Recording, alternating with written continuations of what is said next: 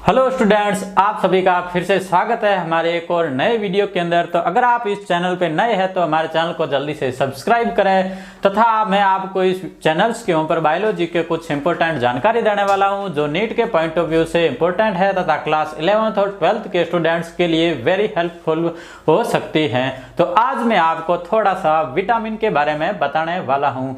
तो जो विटामिन जो होते हैं वो शरीर के अंदर जो क्या होते हैं अल्प मात्रा में उपस्थित होते हैं, लेकिन ये हमारे शरीर की कुछ गतिविधियों के लिए जो ये क्या होते हैं इंपॉर्टेंट होते हैं। तो नॉर्मली हम बात करते हैं विटामिन की। तो विटामिन जो होते हैं वो 2 टाइप्स के होते हैं। तो एक तो होता है विटामिन जो होते हैं वाटर सोल्यूबल, जल के अंदर विलय होने वाले विटामिन, एंड दूसरे विटामिन की अगर हम बात करते हैं तो वो होते हैं फैट सोल्यूबल, जो वसा के अंदर क्या हो जाते हैं विलय हो जाते हैं, उसके अंदर घुल जाते हैं। तो नॉर्मली अब हम बात करते हैं वाटर सोल्यूबल विटामिन की। तो वाटर सोल्यूबल्स के अंदर विटामिन जिसका विटामिन का नाम है विटामिन बी, एक विटामिन तो होगा विटामिन बी एंड दूसरा विटामिन होगा विटामिन सी। तो विटामिन बी और विटामिन सी, अगर इन विटामिन की कमी हो जाती है तो हमारे शरीर के अंदर क्या होता है बहुत सारे रोग भी उत्पन्न होते हैं। तो अगर आपको इसके बारे में पूरा डिटेल में वीडियो चाहिए तो मेरे को आप कमेंट करके बता देना,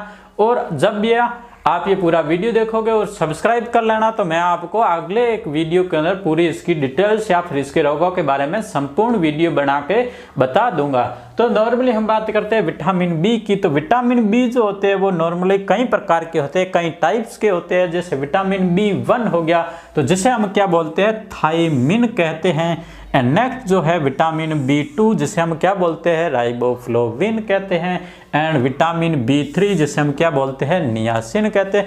नॉर्मली एग्जाम्स के अंदर आपको क्या पूछा जाएगा कि नियासिन की कमी से कौन सा रोग होता है। आपने तो पढ़ रखा था क्या था विटामिन B3, विटामिन B3 की कमी से ये रोग होते हैं, ये लक्षण दिखाई देते हैं, लेकिन आपको पूछ दिया क्या नियासिन। तो आपको इसका जो नाम होता है वो भी नाम आपको क्या करना है याद रखना है, इसलिए मैं आपको अलग से एक यही वीडियो बना के बता रहा हूँ।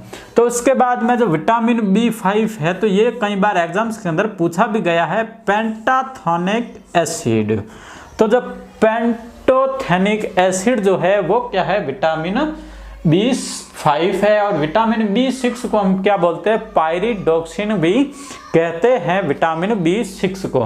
एंड नेक्स्ट जो होता है विटामिन B7 जिसे हम कहते हैं बायोटिन। एंड विटामिन B9 को हम बोलते हैं folic acid. And vitamin B12 को हम बोलते हैं कोबालएमिन। तो आपको जो नॉर्मली एग्जाम्स के अंदर भी पूछा जा सकता है कि एनीमिया का रोग जो होता है वो कौन से विटामिन की कमी से होता है विटामिन B12 की। तो अगर उसका जो अगर ये दूसरा वाला नाम भी आ जाता है तो आपको क्वेश्चन ये आना चाहिए। तो नेक्स्ट जो होता है विटामिन सी। तो विटामिन सी जो होता है उसे हम क्या बोलते हैं एस्कॉर्बिक एसिड कहते हैं। क्या कहेंगे हम उसको एस्कॉर्बिक एसिड कहते हैं। एस्कॉर्बिक एसिड जो होता है विटामिन सी जो होता है वो क्या होता है वाटर सोल्यूबल होता है, जिसे हम सामान्यतः हम जो अपनी जो जीभ है जो टंग है हमारी उसके ऊपर या फिर उसके नीचे जो होते हैं वहां पे अगर रखते हैं तो ये यहाँ पे भी क्या हो जाता है एब्जॉर्ब हो जाता है विटामिन सी। एंड नेक्स्ट हम बात करते हैं फैट सोल्यूबल विटामिन के बारे में। तो फैट सोल्यूबल विटामिन जो है वो नॉर्मली होते हैं 4 प्रकार के।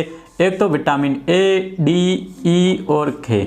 इसे हम क्या कहेंगे संयुक्त रूप से अगर हम इसकी बात करते हैं तो इसे हम बोलते हैं एडेक। क्या कहेंगे एडेक। एडेक क्या है फैट सोल्यूबल है। आपको एग्जाम्स के अंदर पूछ लेंगे डायरेक्ट क्वेश्चन के निम्न में से कौन सा फैट सोल्यूबल विटामिन नहीं है, या फिर फैट सोल्यूबल विटामिन कौन सा है विटामिन ए या विटामिन बी या विटामिन सी, ई या फिर विटामिन के। तो जो विटामिन जो ए, डी, ई के जो विटामिन है ये क्या होते हैं फैट सोल्यूबल होते हैं। तो जो विटामिन ए होता है उसको अगर हम नाम की बात करते हैं तो उसका नाम होता है रेटिनॉल। एंड विटामिन डी को हम क्या बोलते हैं कोलेकैल्सिफेरॉल। जब आपका सिलेक्शन हो जाएगा आपका MBBS में होगा, उसके बाद में जब आप हड्डी रोग विशेषज्ञ में जो भी जाते हैं या फिर जहां कहीं भी किसी की हड्डियां कमजोर होती है तो उसे हम क्या देते हैं, विटामिन डी की कैप्सूल देते हैं। तो उसके ऊपर नॉर्मली नाम जो लिखा हुआ होता है वो लिखा हुआ है कोलेकैल्सिफेरॉल। तो इसका मतलब क्या है कि उसको क्या दे रहे हैं हम, विटामिन डी की टेबलेट दे रहे हैं।